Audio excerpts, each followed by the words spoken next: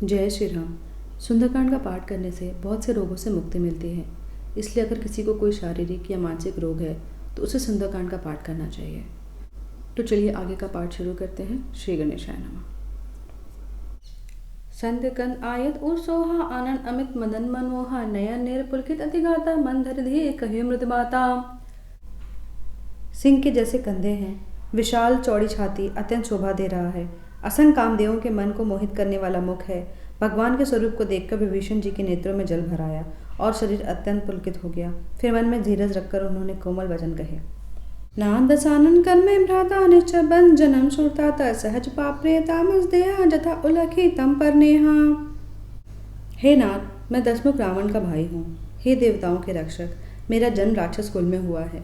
मेरा तामसी शरीर है, स्वभाव से ही मुझे पाप प्रिय है, जैसे उल्लू को अंधकार पर सहज स्नेह होता है।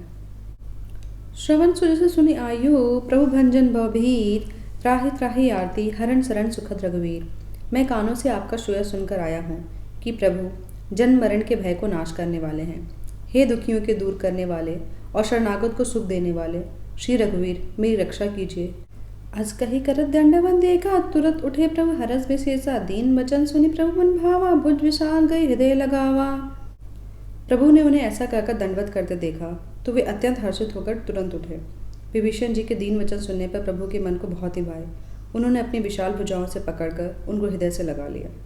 अनुज सहित मिल ठिंग बैठा रे बोले वचन भगत बेहारे कहु लंकेश सहित परिवारा कुशल कुठावर बास तुम्हारा। छोटे भाई लक्ष्मण जी सहित गले मिलकर उनको अपने पास बिठाकर श्री राम जी भक्तों के भय को हरने वाले वचन बोले। हे लंकेश, परिवार सहित अपनी कुशल कहो, तुम्हारा निवास बुरी जगह पर है।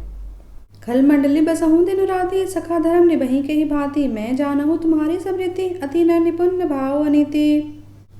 दिन रात दुष्टों की मंडली में बसते हो, ऐसी दशा में हे सखा तुम्हारा धर्म किस प्रकार निपटा है मैं तुम्हारी सब रीति जानता हूँ।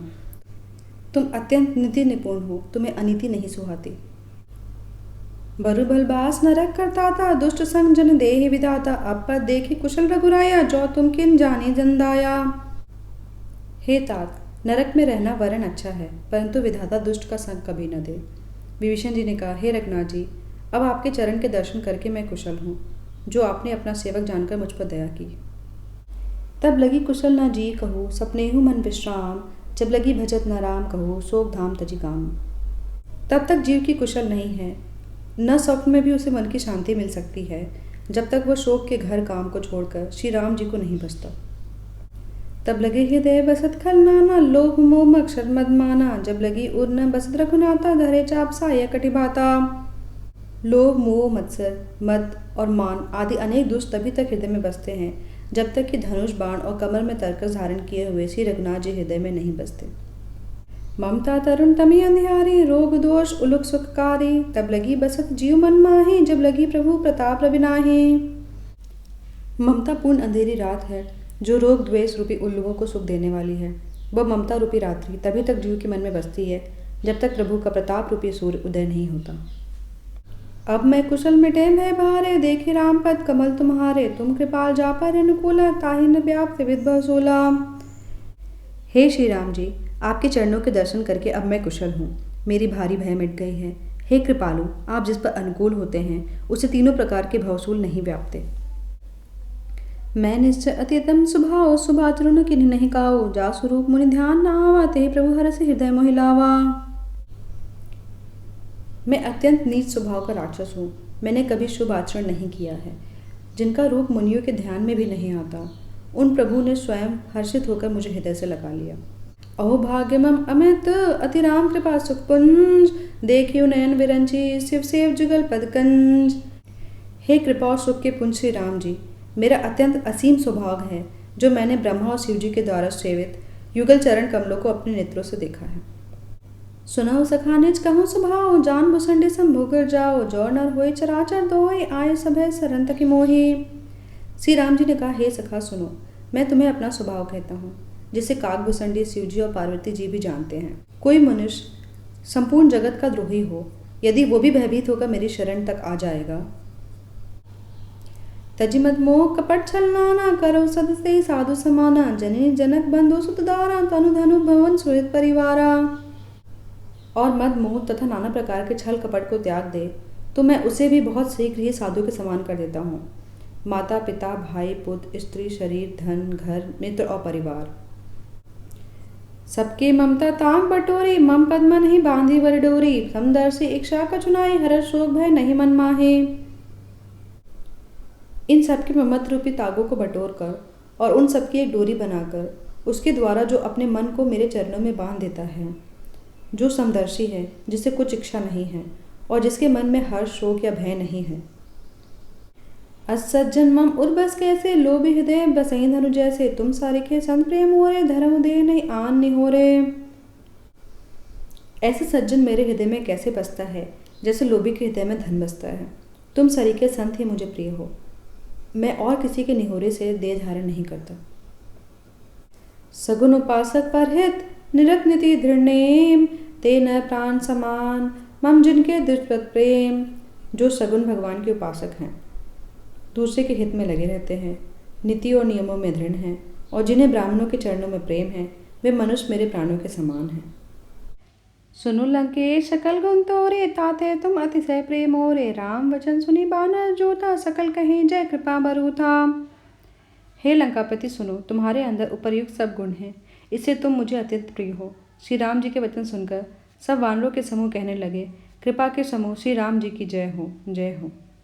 सुनत विभीषण प्रभु के बानी नहीं अघात नामत जाने पद अम्बुज कहीं बार ही बारा हृदय समात्मा प्रेम अपारा। प्रभु की वाणी सुनते ही और उसे कानों के लिए अमृत जानकर विभीषण जी अगाते नहीं हैं। वे बार बार श्री राम जी के चरण कमलों को पकड़ते हैं। अपार प्रेम है, हृदय में समाता ही नहीं है। सुनहो देव सचराचर स्वामी प्रणत पाल और अंतर्जामे और कछु प्रथम बास न रहे प्रभुपद प्रीति सरित सो बहे। विभीषण जी ने कहा, हे देव, हे चराचर जगत के स्वामी, हे शरणागत के रक्षक, हे सबके हृदय के भीतर को जानने वाले, सुनिए, मेरे हृदय में पहले कुछ वासना थी, वह प्रभु के चरणों की प्रीति रूपी नदी में बह गई है। अब कृपाल निज भगति पावनी देव सदा शिव मन भावनी एवं अस्ति कही प्रभु रंधीरा मांगा तुरंत सिंधु कर नीरा। अब तो हे कृपाल, शिव जी के मन को सदैव प्रिय लगने वाली अपनी पवित्र भक्ति मुझे दीजिए। एवं अस्तु, ऐसा ही हो, कहकर प्रभु श्री राम जी ने तुरंत ही समुद्र का जल मांगा। यद्यपि सखा तो इच्छा नाही मोर दर्शु अमोघ जग माहे अस कही राम तिलक ही सारा सुमन वृष्टि न भई अपारा। और कहा, हे सखा, यद्यपि तुम्हारी इच्छा नहीं है पर जगत में मेरा दर्शन अमोघ है। ऐसा कहकर श्री राम जी ने उनको रास तिलक कर दिया। आकाश से पुष्पों की अपार वृष्टि हुई। रावण क्रोध अनल निज श्वास समेर प्रचंड जरत विभीषण राखे हो दिन हो राजू अखंड। श्री राम जी ने रावण की क्रोध रूपी अग्नि में, जो अपनी वचन रूपी पवन से प्रचंड हो रही थी, जलते हुए विभीषण को बचा लिया और उसे अखंड राज दे दिया। जो संपत्ति शिव रावण ने दिने दिए दसमात सोई संपदा विभीषणी सकुच दिने रघुनाथ। शिव जी ने जो संपत्ति रावण को 10 सिरों की बलि देने पर दी थी, वही संपत्ति श्री रघुनाथ जी ने विभीषण को बहुत सकुचे ही दी। अस प्रभु छाड़ी भजे जय जाना ते नर पशु बिन पूज बिशाना निज जन जाने ताही अपनावा प्रभु स्वभाव कपि कुल मन भावा। ऐसे परम कृपालु प्रभु को छोड़कर जो मनुष्य दूसरों को भजते हैं, वह बिना सींग पूंछ के पशु हैं। अपना सेवक जानकर विभीषण जी को राम जी ने अपना लिया। प्रभु का स्वभाव वानर कुल के मन को बहुत ही भाया।